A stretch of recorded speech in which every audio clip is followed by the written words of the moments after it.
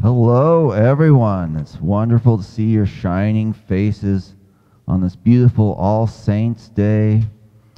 And to me, you all look like saints today. That must be why it's called that, right? So thanks for coming out. Today's talk is called Don't Rob the Emotional Bank Account. And this material is drawn from the 7 Habits of Highly Effective People. If you saw my last 2 talks, you know they also were drawn from this book. So, it's starting to look like a series on our hands. So the first 2 talks in this series were about private victory, about success with self, self-mastery, self-discipline, things like that. And today we are moving into the realm of public victory, success with other people. Because there's so many areas in our life where teamwork is so important, right? Because teamwork means never having to take all the blame, right? So Covey emphasizes over and over again that you can't have true success with other people until you first have success with self. You need that self-mastery, that self-discipline. So what that means is if you didn't see the first 2 talks in this series, there's no possible way you could have that sort of self-mastery and self-discipline. So you're not allowed to use anything I say today until you go online and look at those 2 talks, and then you can apply everything I'm talking about. So Covey gives us an effectiveness with other people definition. Effectiveness with others is maintaining the balance between seeking results and nurturing relationships. So sometimes we are tempted to push for results at the expense of relationships. He gives an example. There was a very successful restaurant that was famous for its marvelous clam chowder. Every day the restaurant was just packed with people ordering the clam chowder. And then eventually the restaurant owner retired and he sold the restaurant. And the new owner also got the recipe for clam chowder. But the new owner thought, maybe I can increase results, which in this case were profits. I could increase profits by having extra static in the background. No, okay. I can increase, I'm sorry. Wait, I'm sure that was divinely ordained right there. So I could increase results if I watered down the clam chowder. I wouldn't have to pay as much for clam chowder. And, well, it looks like people are joining us all the time. This is wonderful.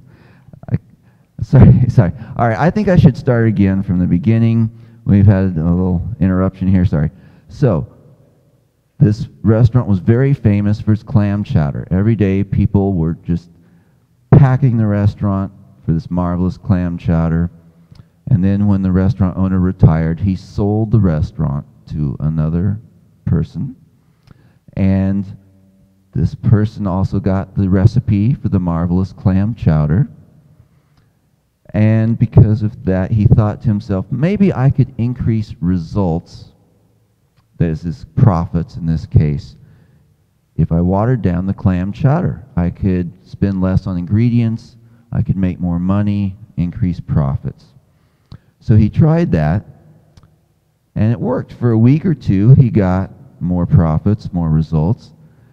But it didn't take people long to figure out that this was not the same clam chowder that they were used to, so the customers stopped coming. Realizing his mistake, the new owner went back to the original recipe for clam chowder. But guess what? It was too late.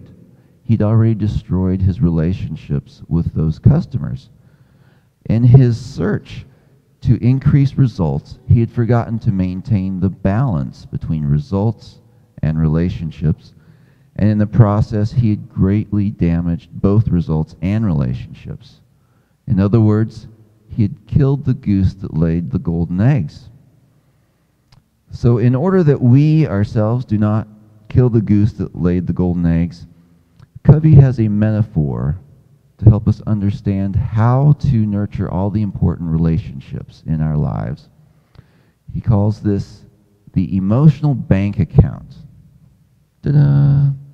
So now this can be work relationships, family relationships, friendships, any kind of relationship.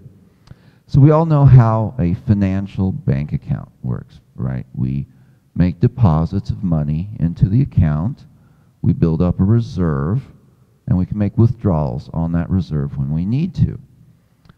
An emotional bank account works much the same way. We make deposits into the relationship with the individual, so we do nice things for them that they appreciate. And as we make more deposits, we build up the balance in this emotional bank account. And the balance is really the indication of how much trust that that person has for us. It's the feeling of safety that they have with us. And Covey tells us that when there is a high level of trust in the relationship, the communication flows easily and effectively. You won't make me an offender for a word if there's a high level of trust. So sometimes, of course, we make mistakes in relationships, or we ask things of people that they don't want to give. And these are withdrawals from the emotional bank account. So what happens if we have more withdrawals than deposits? Of course, the emotional bank account is overdrawn. And if the account is overdrawn, what does that mean? Well, it's tension city. You have no flexibility in that relationship because you're walking on eggshells. You have to watch every word. Covey says there's far too many businesses and organizations that exist in this state of affairs, so we don't want that to happen. In my relationship with my wife, Michelle, we both make many different kinds of deposits into each other's emotional bank accounts. For example, most days I rub her back so that it will ease her pain, and I often cook her breakfast, and when she needs to talk, I lend a sympathetic ear, and there's many, many other kinds of deposits which both of us make. And I think generally that, yes, we have a high level of trust in our relationship, and generally communication flows easily and effectively. Well, okay, not always. I could tell you some stories, but but I'm not going to because I know better. So, but generally speaking, our communication flows easily and effectively.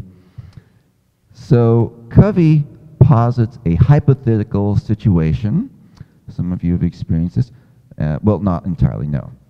Suppose you have a teenage son, and your usual way of communicating with this teenage son is clean your room, cut your hair, mow the lawn, take out the garbage. Well, this constitutes a lot more withdrawals than deposits, right? So that account is going to be seriously overdrawn. So is he going to trust you? No, probably not. Is he going to communicate with you? Well, obviously not. And so now imagine that this teenage son of yours is going through a time in his life when he's making some important decisions, some important life decisions that could affect the rest of his life. Well, you have the experience and the wisdom to help him with these decisions, right? But is he going to come to you for help if the account is overdrawn, if he doesn't trust you? Well, certainly not. More likely, he'll make these decisions based on a short-range emotional perspective, which could have serious repercussions for the rest of his life. So in order to avoid situations like this, Covey suggests 6 major deposits that we can make in all of the important relationships in our lives into that emotional bank account. Now remember, there's no possible way you can make these if you haven't had self-mastery by listening to the first 2 talks in the series. But anyway, understanding the individual is the most fundamental major deposit. You can't hope to make more deposits than withdrawals if you don't understand the individual, what they want, what's important to them. I might think the best thing someone could do is to go on a walk with me. Someone else might think that's a horrible idea. It might be a huge withdrawal for them. So you have to know what is important to the individual. And along with that, you need to make what's important to them important to you, as important to you as that individual is important to you. Covey says that he had a friend whose son developed an avid interest in baseball. I don't know if he was interested in the Royals or just baseball in general, but now Covey's friend, as it so happens, had no interest in baseball at all. But nevertheless, one summer he took his son on a trip where they attended one baseball game of every major league team in the country. The whole trip took 6 weeks. Of course, it cost a great deal of money. And, you know, I think about something like that, and I think I'd rather get major surgery without anesthesia. But in this case, it was a wonderful bonding experience between father and son. When they got back from the trip, someone asked him, "Do you really like baseball that much?" He said, "No, but I like my son that much." So he made what was important to his son important to him. The second major deposit, which Covey recommends, is attending to the little things. The little kindnesses and courtesies that we do for each other make big deposits, whereas the little accidental unkindnesses and discourtesies make big withdrawals. Covey says that in relationships, the little things are the big things. So attend to the little things. The third major deposit, which Covey recommends, is keeping commitments. Never promise anything you can't deliver. You know, people tend to build their hopes around promises. So keeping a promise is a big deposit. Breaking a promise is a huge withdrawal. Keep commitments. The fourth major deposit, which Covey recommends, and this is a really big one, clarifying expectations. Particularly clarifying expectations around roles and goals. Imagine that you and your boss had different assumptions about whose job it was to create your job description, or whose conflicting ideas about whose role it was. So you might say, "I was wondering if I could get my job description." And your boss says, "I've been waiting for you to bring me one so we could discuss it." And you'd say, "I thought defining my job was your role." And he'd say, "That's not my role at all. Don't you remember from the very beginning I said, how you do in this job largely depends on you." And you might say, "I thought you meant the quality of my job depends on me. I don't even really know what my job is." So confusion about who has what role is very detrimental in a relationship and not that uncommon. And the same thing is true for confusion about what the goals are in any relationship. So, how many times have you had a conversation like this? You said, "No, you're wrong. I said," "No, you didn't. You never asked me to." "Oh, yes, I did. That was our agreement." I've had some conversations like that, and they are not fun. And they come from unclear ideas about what the goals are. We haven't clarified expectations in some cases. And in fact, Covey says that by far the largest number of problems in relationships come from conflicting or ambiguous expectations around roles and goals. Let me say that again. By far the largest number of problems in relationships come from conflicting or ambiguous expectations around roles and goals. So, we can be pretty sure that these conflicting or ambiguous expectations are going to lead to misunderstandings, disappointment, and withdrawals of trust. This person didn't do what they were supposed to. Well, they didn't know they were supposed to do that. So that is why it's so important whenever we come into a new situation to get all the expectations out on the table, all the expectations of roles and goals, which is sometimes hard. Sometimes it takes a lot of courage to get all the expectations out on the table from the very beginning. It's easier just to think, you know, I'm just going to pretend that there's no differences that exist between us, hope that everything goes okay. After all, if anything goes wrong, I can always blame the other guy, right? But the fact is that in the long run, if we get everything out on the table from the very beginning, we will save so much time, effort, and energy, and even more importantly, we will avoid those misunderstandings, those disappointments, and withdrawals of trust. So, clarifying expectations is very important. The fifth major deposit, which Covey recommends, is showing personal integrity.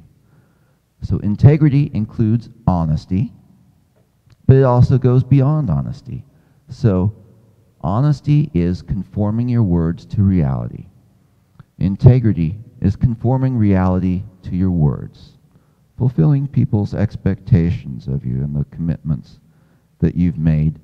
And it includes treating everyone by the same set of rules. And so one of the best ways, one of the most important ways to show personal integrity is to always be loyal to those who are not present. So imagine that you and I are talking about our boss in a way that we would never do if our boss was present.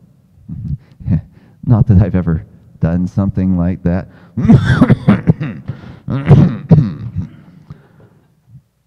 They say you should tell your boss what you really think about him. The truth will surely set you free. No, that's not right. You have to get 100% behind your boss. It really is the only way to stab him in the back. Okay, all right. I was just kidding. All kidding aside, suppose we're bashing our boss quite badly, and then sometime later you and I have a falling out. Well, you know that I might be talking about you behind your back because you've seen me do it. You know that that's what I do sometimes. So, when you are loyal to those who are not present, you gain the trust of those who are present. The sixth and final major deposit, everyone's like, oh man, we're getting to the end of this. Good. So, the sixth and final major deposit that Covey recommends is apologize sincerely when you make a mistake. Or in this case, actually the way he phrases it is apologize sincerely when you make a withdrawal. A mistake is a withdrawal. So, you're going to make mistakes in your relationships. You know what? People tell me I shouldn't make assumptions like that. Do we have any perfect people here? Anyone who never makes mistakes? Okay. I'm not seeing any hands. Okay, just Donna, I guess. Maybe this won't apply to Donna, but everyone else. So the rest of us are going to make mistakes in our relationships. And when we do make mistakes, the sincere words of apology can make big deposits. Words like, I was wrong. That was unkind of me. I showed you no respect, and I'm very sorry. And it can take a lot of character strength to apologize quickly and from the heart, rather than apologizing from pity. But make no mistake, people will know if your apology is insincere. I mean, unless you're Meryl Streep, people will know if your apology is insincere. Insincere apologies make withdrawals, not deposits. So, if you're having some difficulty always being able to make sincere apologies quickly. Think about this. Never be afraid to try something new. Remember, amateurs built the Ark, professionals built the Titanic. All right? But if that's not enough to give you all the help you need, I recommend you take a look at this book. There's way more things than I can cover completely in this entire series. So that is all of the major deposits which Covey recommends. So for those of you who haven't seen the first two talks, I hope you see them soon so you can start applying these major deposits, because nobody wants you to rob the emotional bank account. Thank you.